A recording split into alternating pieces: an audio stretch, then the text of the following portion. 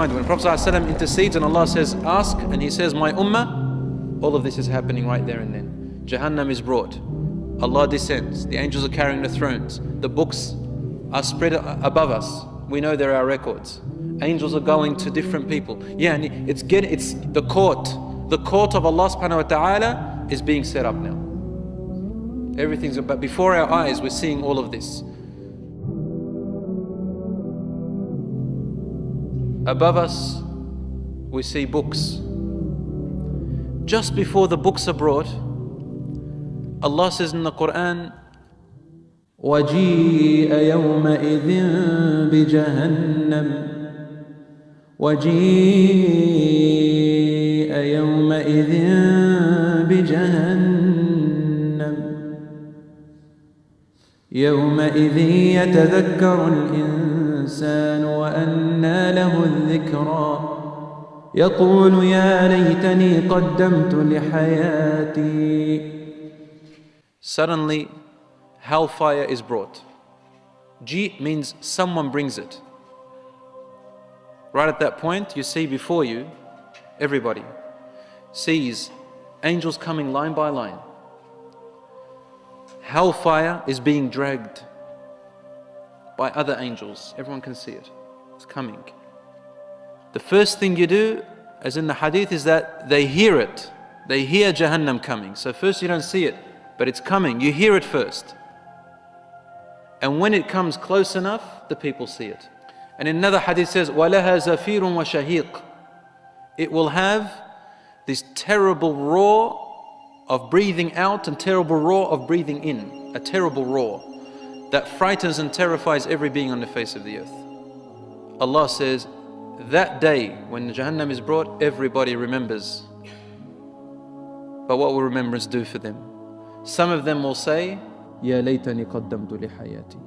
I wish I would have put forth more good deeds for my life. What does that mean? More good deeds for my life. Listen to the language. For my life. What life? The life is over. We're dead. So why are the people saying, I wish I would have put forward more good deeds, lihayati, for my life? Because that's when we will really know and understand, those who didn't believe and those who had doubts. That day you will know that the life we were living here is not the life. The real life is where you're going to go next. The life is in Jannah. In Jannah. Because Allah subhanahu wa ta'ala describes the life in hellfire, He doesn't even say it's a life. لا يموت فيها ولا يحيا. He says He will not die in it, nor will He live. So there's no life. And there's no death. What is it then? The life is in Jannah. So they will say, oh, I wish, in other words, I could have done more for my good life, to enter Jannah and live a life. That's when they see Jahannam. Even among the good people, they will say, I wish I would have done more. Because when Jahannam is brought, the terror is so amazing, unbelievable, that everybody thinks they're doomed. Jahannam, you'll forget everything. The sight of Jahannam, the hearing, the sound of Jahannam is unbearable. Al-Rasul sallallahu alayhi wa sallam said, the Sahih hadith as well, I look, فَإِذَا بِإِبْرَاهِيمَ عَلَيْهِ السَّلَامِ Ibrahim alayhi السلام قَدْ جَثَى عَلَى رِكْبَتَيْهِ. He has fallen onto his two knees and holds onto the throne of Allah subhanahu wa ta'ala in a manner we don't know. When Jahannam is brought, falls to the ground. Falls to the ground. Says, Rabbi sallim sallim. Oh my Lord, give us peace. It's like when you're begging someone, please have mercy. Oh my Lord, have mercy, have mercy. Oh my Lord, give us peace, give us peace. So what about the rest of us, poor beings? May Allah subhanahu wa ta'ala have mercy on us on that day. وَلَهَا زَفِيرٌ وَشَهِيقٌ. It has a breathing outwards and inwards. This zafir and shahiq, why is it breathing this way?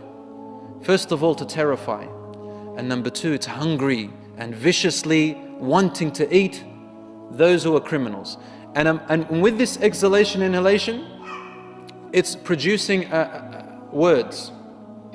Words as it's, you know, when a person breathes in and out and is talking outwards, talking inwards, as it's taking breath in and out, that's how Jahannam is talking while it's breathing out and talking while it's breathing in, saying, where are the criminals?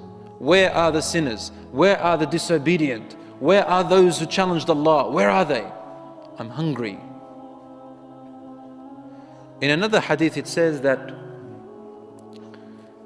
when Jahannam is brought, it starts coming closer. And the eyes of the kuffar, of the disbelievers who refuse to believe in Allah subhanahu wa ta'ala, from the heat of Jahannam, their eyes explode. The heat. In the hadith it states that when it's about 1,000 years journey away from them, 1,000 years journey away from them, the heat reaches the eyes and the eyes explode. However, for the believers, Allah subhanahu wa ta'ala states again in an ayah, I'm saying again, meaning I'm reciting it again to you, وَتَتَلَقَّاهُمُ الْمَلَائِكَةِ, about the believers, هَذَا يَوْمُكُمُ الَّذِي كُنْتُمْ تُعَدُونَ. As for the believers, the angels grab them and they protect them and they calm them down. The calming down is happening at that moment. Angels running to believers, angels running to disbelievers, like that. Angels coming line by line. What are they here for? What's going on? They run to people. And you find some of them comforting and some of them bringing bad news. Some of them giving good news, some of them giving bad news. And you see light emanating and darkness going less, and people start to see what's happening. Some hadith state that the color of Jahannam is not red, nor is it white, but black. Although one hadith is weak about that, the other hadith strengthen it, that its color is not red, it's a dark color. There's no light in there. And there are, a hadith came in Bukhari and Muslim that 70,000 angels, 70,000, will be the ones pulling or bringing Jahannam on that day. Let me just remind you, when the Prophet ﷺ intercedes and Allah says, ask, and he says, my ummah, all of this is happening right there and then. Jahannam is brought. Allah descends. The angels are carrying the thrones. The books are spread above us. We know there are records. Angels are going to different people. Yeah, and it's a setup. The court of Allah subhanahu wa ta'ala is being set up now. Everything's, but before our eyes, we're seeing all of this. At that point, every person says, I don't know my father or my mother or my wife or my husband or my children, I only know myself. I just want myself. I am ready not to give even one hasana away. I can't afford it. That's how terrifying it's going to be. 70,000 angels bring Jahannam. How do they bring them? How do they bring them? The hadith states that the 70,000, they hold Jahannam back. So they're grabbing it. Allah says in the Quran, when it sees them from a far distance,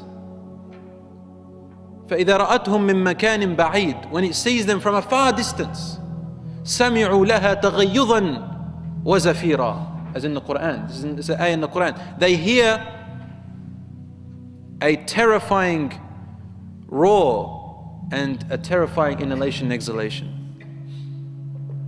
And then it begins to attack. It begins to wanting to attack, like a vicious lion, a wild, hungry lion, but Jahannam. And these 70,000 angels, did I say 70,000 angels? I meant 70,000 leashes, like ropes. On every rope there are 70,000 angels. ويؤتى بجهنم, Rasul صلى الله عليه وسلم said, ويؤتى بجهنم ولها 70,000 زمام. It has 70,000, like ropes or leashes. We don't know what these ropes look like, but they're like ropes that angels hold on to control Jahannam, like a beast. 70,000 زمام, ألف زمام. مع كل زمام, hadith of the Prophet صلى الله عليه وسلم, مع كل زمام 70,000 ملك يجرون. 70,000 angels on each rope, carrying it along. And in the hadith, in another hadith, they are controlling Jahannam. So it doesn't, if they let go, it'll eat everyone. So they pull it back. So that's 70,000 times 70,000. You calculate. 4,900,000,000 angels. Don't ask me about their size. So what is the size of Jahannam? Size of Jahannam. We're going to talk about that in later classes to come, but because we just want to try and sort of let you understand the reality of that moment before I go on, I'll just give you one hadith. That the Prophet ﷺ was walking, this is Sahih hadith in Bukhari and Muslim. He was walking with his companions and then they heard a rumble, like an earthquake. Rumble. This rumble was strange. The Prophet ﷺ became pale and said to them, "This is a stone thrown into Jahannam 70 years ago." Stone dropped into Jahannam 70 years ago. Now it reached the bottom, and this is the rumble you hear. Don't ask me about the gravity in Jahannam. Don't ask me about the laws of physics in Jahannam, I don't know. 70 years, according to our calculations on earth, the stone took to reach the bottom of Jahannam. Now, so if there was gravity from the moon to the earth, and you dropped a stone, it wouldn't take 70 years. It'll take much less than that. For a rocket from the moon to earth with thrusts, if there was a rocket from space with thrusts, how long does it take to reach the earth? So Allahu A'lam.